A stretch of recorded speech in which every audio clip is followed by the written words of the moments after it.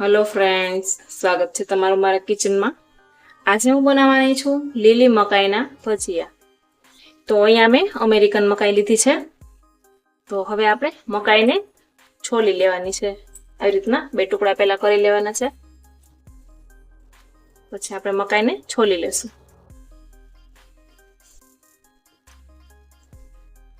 આવી રીતના ઝીણું કટિંગ થાય એવી રીતના છોલવાની છે.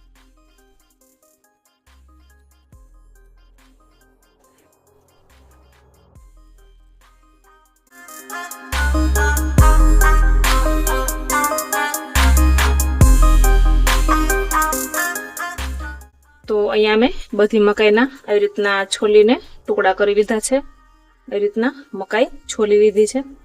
હવે આપણે ભજીયા બનાવવા માટે બેટર બનાવીશું.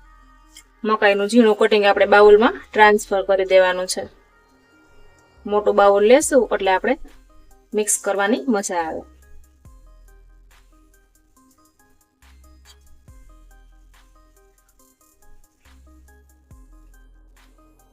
સૌપ્રથમ આપણે ચણાનો લોટ ઉપર એડ કરવાનો છે.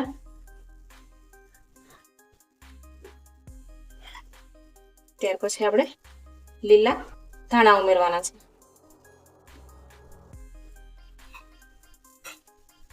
એક તીખું મરચું મેં લીધું છે, એને આવી રીતના ઝીણું કટિંગ કરી લીધું છે.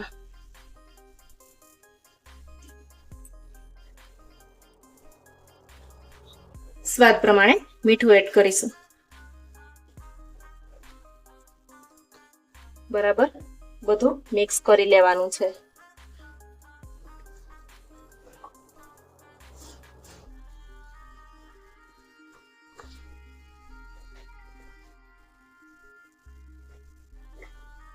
જરૂર મુજબ આપણે પાણી એડ કરતા જઈશું.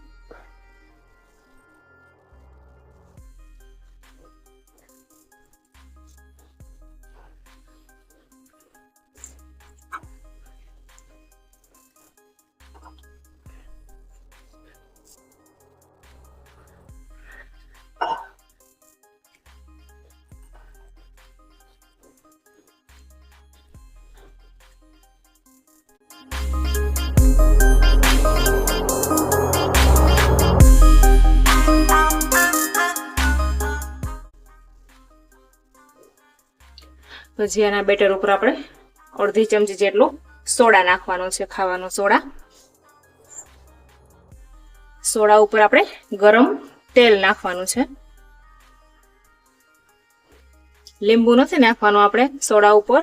લીંબુથી ભજીયા હંમેશા લાલ થઈ જાય છે, એટલે આપણે લીંબુ નથી એડ કરવાનું. હંમેશા ગરમ તેલ જ સોડા ઉપર નાખવાનું છે.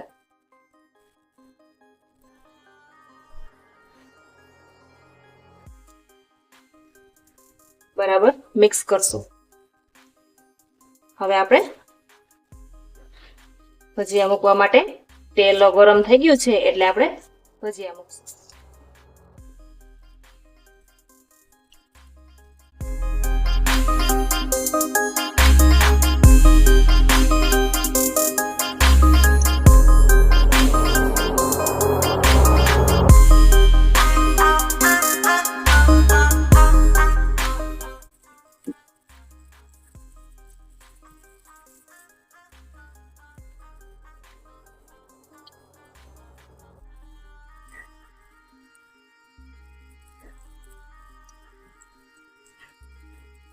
તો અહીંયા મેં કાંદા લસણ વગરના ભજીયા બનાવ્યા છે. જે કાંદા લસણ ન ખાતા હોય એ પણ ખાઈ શકે છે.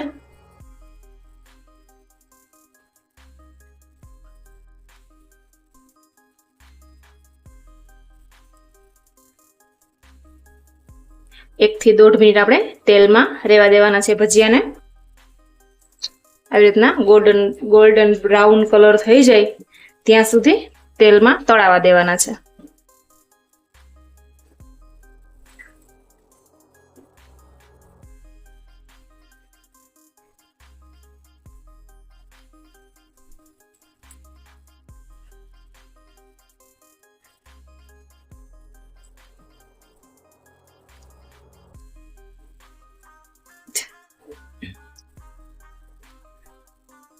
તો મકાઈના ભજીયા ફક્ત 5 જ મિનિટમાં તૈયાર છે. તો વરસાદમાં ખાવાની મજા પડે એવા લીલી મકાઈના ભજીયા તૈયાર છે. તો આ કાંદા લસણ વગરના ભજીયા તમને કેવા લાગે એ મને કમેન્ટમાં જરૂરથી જણાવજો. તો ફરી મળીશું એક નવી રેસીપી સાથે.